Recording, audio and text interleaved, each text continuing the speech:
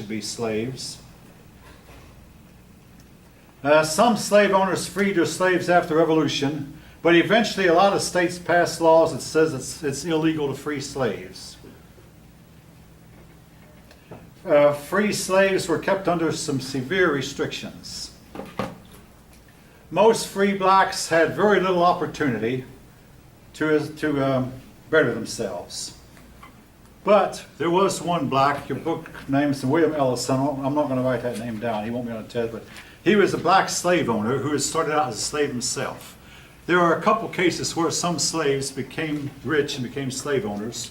And President Jefferson Davis, who lost his plantation later on, bought another plantation from a black man who had once been a slave and who had got the plantation somehow. And former President Davis bought the plantation.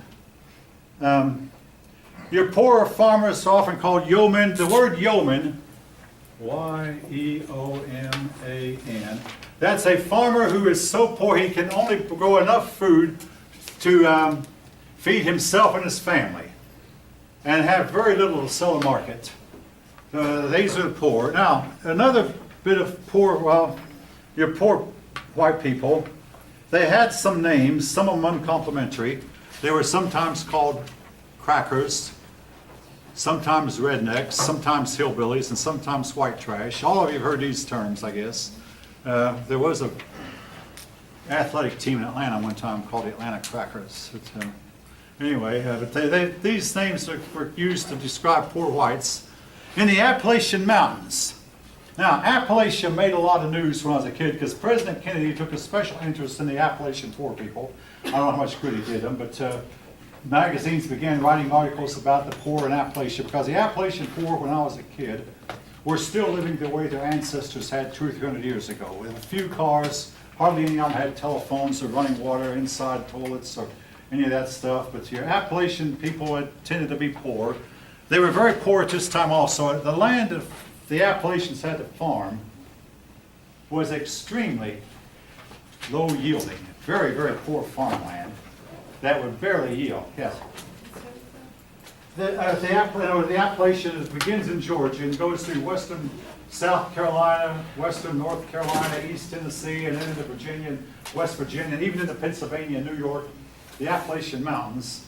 And if you really study geography, the mountains you see in Norway and Sweden, Norway Sweden, were once part of the Appalachian chain, but the continents split apart. But Norway and Sweden was once joined to Appalachia. I see one person nodding your head like you've heard that before, but yeah, anyway, but Appalachia, if you ever read the newspaper account, Snuffy Smith, he lived in the Ozarks, but he lived like an Appalachian lifestyle.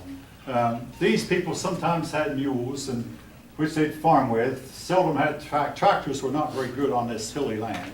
It's sometimes called hill country. That's why these people are called hillbillies.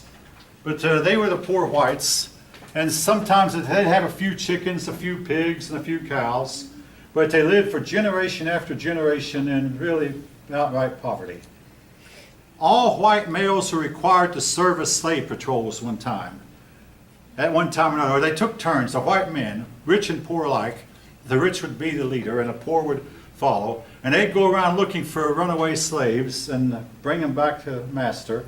And also, any slave that was moving about without permission. So if a slave wanted to visit someone he knew in another plantation, he'd better get a written consent from his master, or if he were caught, he'd be whipped and returned to his master. But he had to get written consent, note from master. And if a master trusted a slave enough to return, he might let him go, visit someone, knowing this slave is a good slave, he'll come back. He doesn't know what else to do besides be a slave anyway. That was their attitude.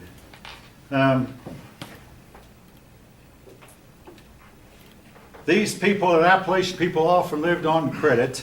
They would help each other build each other's barns. Now this is some folk that you won't do, but my parents knew about, and it's in the history books. If a man needed to build a barn, the neighbors would all crowd together and they'd have a barn raised. You'd have the barn up in one day. All of them working together, and some of those beams that were used in building barns are very, very heavy. Without cranes to lift them, it took teams of men to lift them. Or they'd have a house raising. One house raising and build a two-room house all in one day's time. You can't do that today. I mean, my parents didn't understand this, but Today you have building codes, you have inspectors, you have to get the building inspector there, you have to inspect the electrical circuitry, you have to inspect every conduit, and this, just today, I noticed that outlet right there. Hey, I won't trip over, if I plug into that outlet, I won't trip. Plug into that, and I couldn't get into the socket. I don't know what's filling in the sockets, but neither socket works, so I said, throw you on that, so I have to watch myself, I won't trip over my own cord.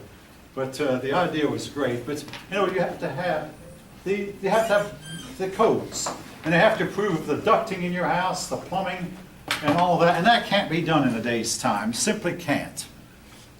There's all kinds of regulations, and some of it's necessary. I mean, we don't live like they did.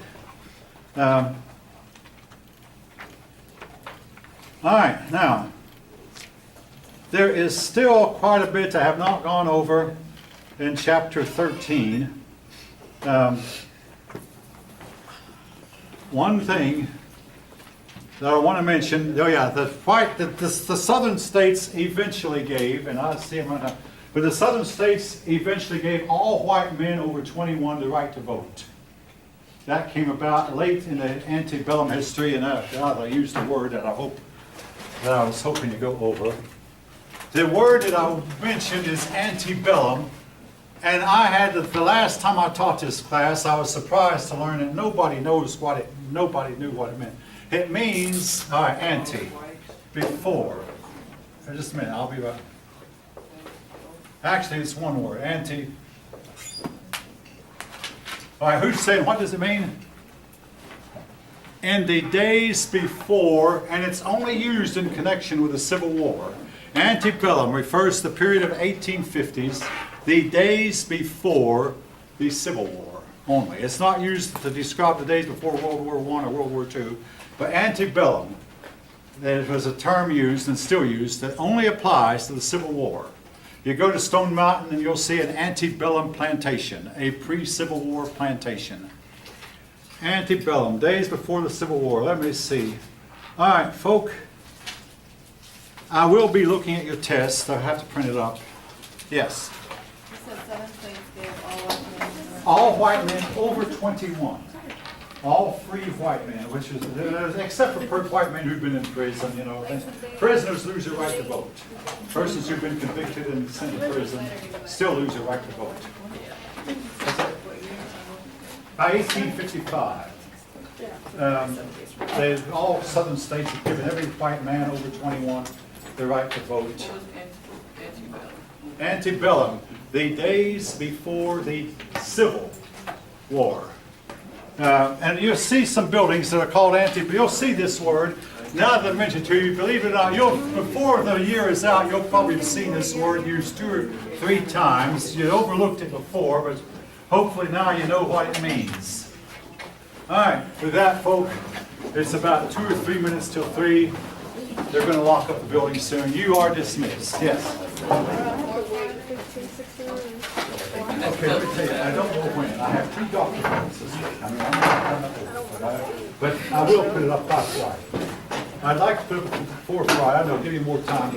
I can't promise it. I simply can't. Yeah, I've got a doctor from Monday and another doctor from Thursday.